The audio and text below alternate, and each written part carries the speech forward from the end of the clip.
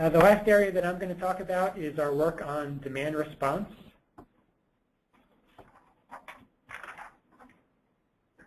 So the demand response programs that we have decided to focus on are those that are characterized by a critical peak period. So often these demand response programs have something like 10 to 20 event days throughout the year where there's an interest to curtail residential loads during a certain period of time during those days. And so what we've come up with in BEopt here is a framework to try to accommodate those types of programs. And there's various types of programs that would fall within this type of critical peak demand response program. Some examples of those would be what's known as direct load control programs. This would be where the utility directly controls, for example, your air conditioner or your pool pump and cycles it on and off during these critical peak periods. There's also voluntary load programs. It's the occupants themselves that are responding to some incentivized price signal. So they may change their behavior, how they use appliances, and so on. And then the last type of program characterized by this would be what we call automated load controls.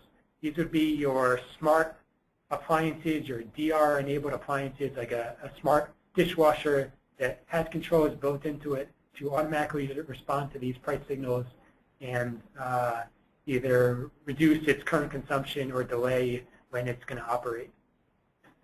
So the first thing to do to evaluate demand response in the context of BEopt is to click on the Signals button.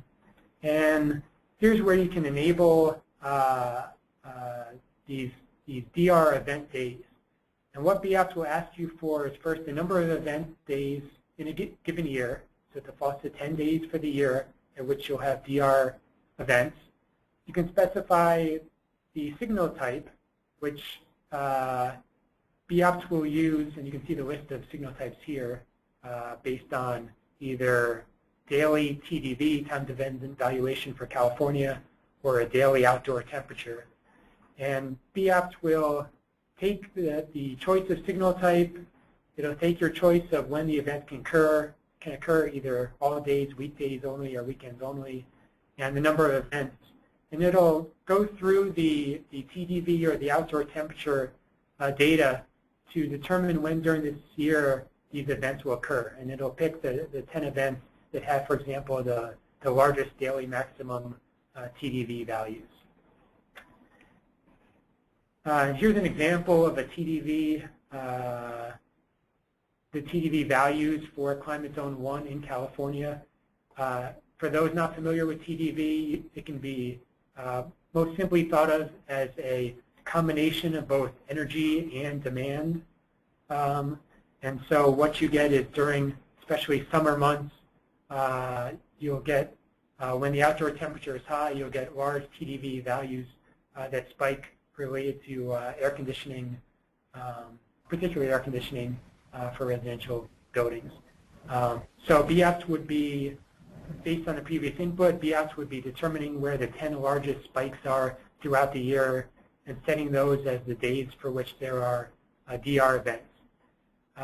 Based on identifying those DR events then, any DR measures that have been selected, and I'll go through a couple examples of some of these DR measures, but any DR measures that have been selected on the option screen, BEopt will then automatically use their demand response schedules that respond to these events. So one of the things that we've done in newer versions of BEopt are we split apart some of our major appliance categories here such that we now separate out the technology itself from the operation. So previously we had a single refrigerator category. Now we have a refrigerator technology category and a refrigerator schedule category in the operation area. And so this will define the occupancy schedule for the refrigerator, both for when there is no DR events and then when there are DR events. We made similar changes as well in the miscellaneous electric loads category. This was a catch-all that had a lot of your occupant plug loads and well pumps and pool pumps and TVs and things like that. And what we've done is we've called it other electrical loads. We've actually disaggregated a number of large uncommon loads. These are technologies that, if they are in a given building, they're very important because they use a lot of energy, but they tend not to be in very many buildings. And so if you're evaluating a specific building that has one of these technologies, it could be important to correctly characterize that technology, and especially for demand response, be able to evaluate the potential benefit of doing demand response technologies for that type of technology. So a lot of this breakout helps to more accurately characterize the homes being analyzed, as well as makes it easier to analyze demand response programs in the context of these types of technologies.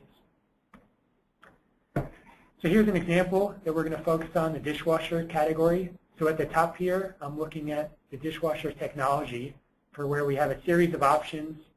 In the latest version of BEopt, we now have a new option, which is an option with a automated DR control.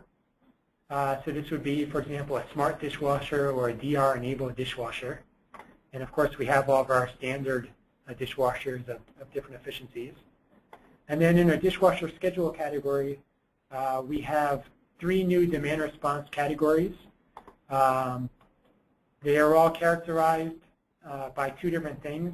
One, they're characterized by when the shift from peak hours occurs, whether you're going to shift the peak hours to either non-peak hours or to evening hours.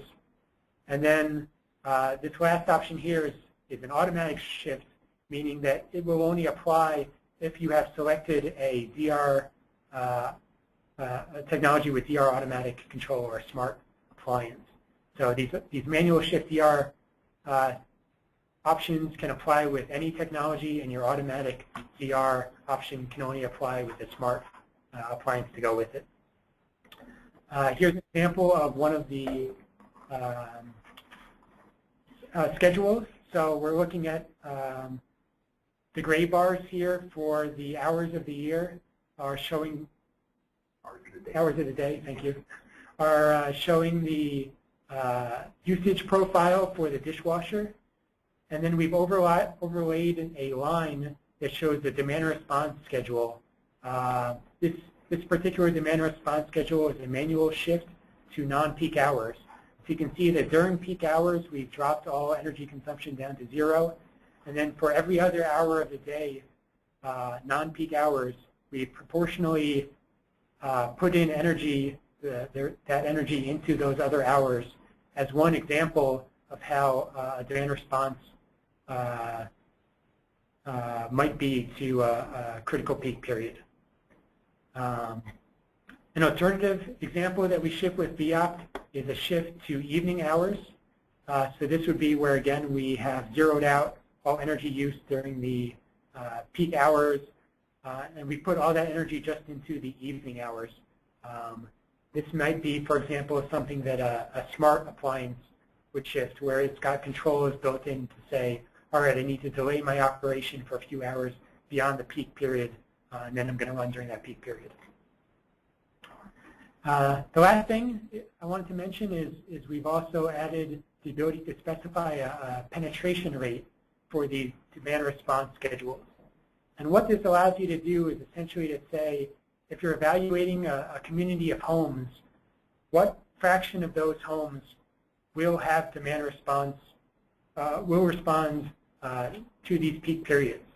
So for example, here's an option where 30% of homes will respond. And so the idea here is that when you actually have a peak period in your simulation, you're going to combine the schedule, your non-DR schedule, with your DR schedule based on this penetration rate to analyze that community of homes where some houses do and don't have DR. And this allows you to do some what-if analysis very simply to to look at what happens if I change the penetration rate of different demand response technologies.